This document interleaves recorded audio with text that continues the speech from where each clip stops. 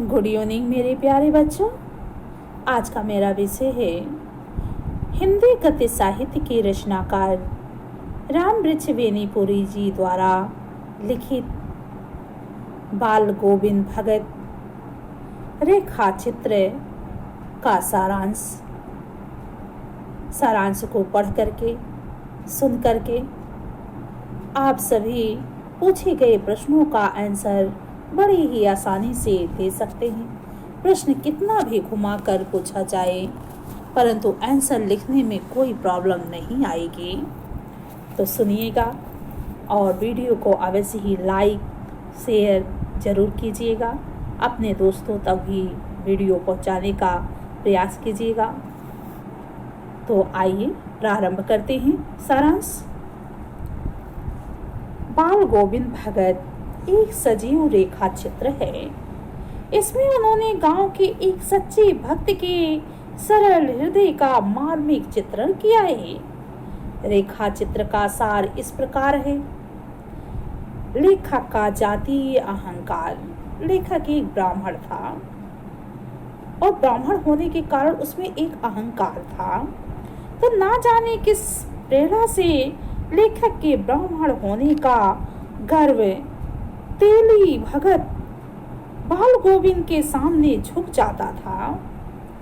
हालांकि बचपन से लेखक के मन में खरा ब्राह्मण होने का झक सवार थी। वह संध्या हवन तिलक चंदन आदि सबका पालन किया करता था। इसी कारण वह तेलियों को नीचा मानकर उनसे पालागन भी यानी पैर भी नहीं छूता था। अज्ञान के कारण बचपन में उसे ज्ञात नहीं था कि ऊंच नीच का भाव बहुत घृणित भाव है।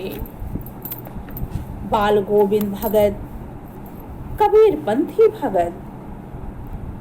बाल गोविंद भगत मझले कद के गोरे चिट्टे आदमी थे। चेहरे पर चमकती सफेद दाढ़ी थी। कपड़े बहुत कम पहनते थे। सिर पर कनपटी टोपी थी। जाड़े में काली कंबली पहने रहते। माथे पर रामानंदी चंदन सुशोभित होता रहता था।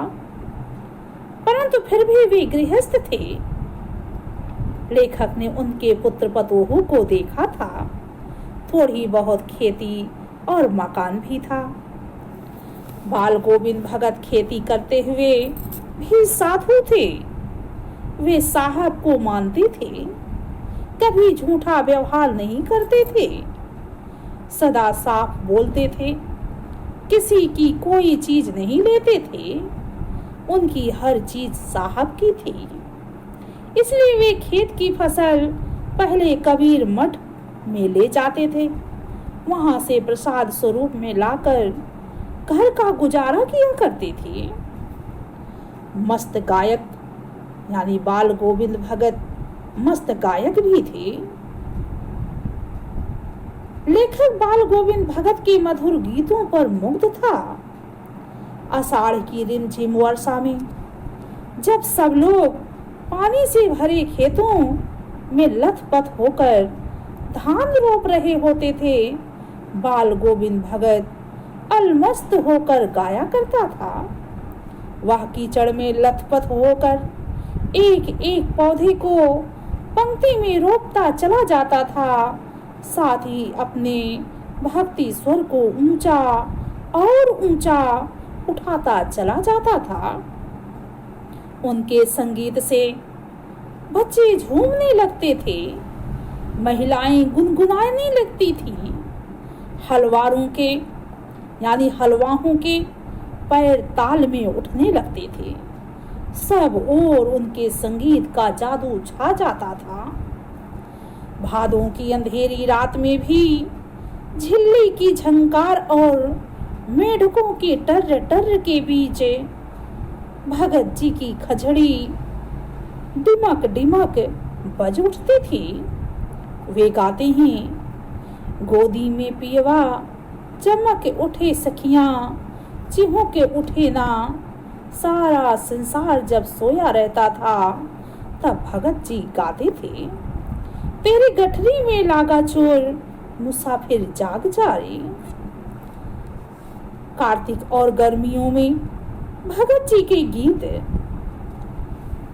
महीना शुरू होते ही, यानी कार्तिक का महीना शुरू होते ही फागुन तक भगत जी की प्रभातियां शुरू हो जाती थी। वे सुबह सवेरे 2 मील दूर जाकर नदी स्नान करते तथा गांव के बाहर खजड़ी बजाकर गाने गाने लगते थे। एक दिन घोर कांपती ठंडी में भी भोर के समय लेखक ने उन्हें गाते बजाते नाचते देखा। वातावरण भोर के रहस्य से ढका था। बाल गोविंद भगत मुंह से लगातार भजन गाए जा रहे थे। वे मस्त होकर खड़े होने को हो जाते थे, कप कपाने वाली सर्दी में भी उनके माथे से पसीने झलकने लगती थी। गर्मियों की सांझ को उनके घर में उनके कुछ प्रेमी आ जुटते थे। तब खजड़ी और करतालों की भरमार हो जाती थी। उनकी प्रेमी मंडली, यानी उनकी जो प्रेमी मंडली थी, उनके पीछे पीछे गीतों को दोहराती थी। धीरे धीरे भगत जी नाचने लगते थे। उनके साथी भी नृत्यशील हो उठते थे। आंगन में संगीत नृत्य छा जाता था। पुत्र की मृत्यु पर नृत्य गान। बाल गोविंद भगत की संगीत साधना का उत्कर्ष तब देखा गया जब उनका बेटा मर गया। उनका बेटा सुस्त और भोदा सा था, इसलिए भगत जी उनका विशेष ख्याल रखते थे। एक दिन वह चल बसा। लोग उसके घर पहुंचे। लेखक ने देखा कि भगत जी का बेटा सफेद कपड़े से ढका हुआ है। कुछ फूल और तुलसी दल उसके सिरहाने रखे हैं। सामने जमीन पर आसन लगाए हुए भगत जी तल्लीन होकर गीत गाए जा रहे थे। पतोहू का रो रो करके बुरा हाल हो चुका था। गांव की स्त्रियां उन्हें संभाल रही थीं, परंतु भगत जी कह रहे हैं, यह तो आनंद की बात है। आत्मा परमात्मा में लीन हो गई है। उनका यह रूप देखकर लोग दंग थे, आश्चर्यचकित थे, हैरान थे। बहू की विदाई। भगत जी ने क्रियाकर्म की रस्में नहीं निभाई। बेटे को आग भी पतोहू से ही दिलवाई थी। श्राद्ध होते होते उन्होंने बहू के यानी पतोहू के भाइयों को बुलाकर उन्हें आदेश दिया, यह जवान है, इसकी और कहीं शादी कर देना। पतोहू रो रो कर कह रही थी कि वह उन्हीं के साथ रहकर उनकी सेवा करेगी, परंतु भगत जी अटल थे। बोले, अगर यह घर छोड़कर नहीं जाएगी तो मैं कहीं चला जाऊंगा। भगत जी की मृत्यु। बाल गोविंद भगत की भी संगीत साधना करते करते ही मृत्यु हुई। वे हर वर्ष गंगा स्नान करने जाते थे। गंगा उनके घर से 30 कोस पर थी। वे पैदल ही खजड़ी बजाते, गीत गाते जाया करते थे। वे घर से खाकर चलते थे और वापस आकर घर में ही कुछ खाते थे। 4-5 दिन की यात्रा होती थी इनकी। इस बार वे वापस लौटे तो तबीयत कुछ इनकी सुस्त हो गई थी। सुस्त यानी खराब हो गई थी। तबीयत इनकी क्या हो गई थी बच्चों? थोड़ी सुस्त हो गई थी, खराब हो गई थी। आगे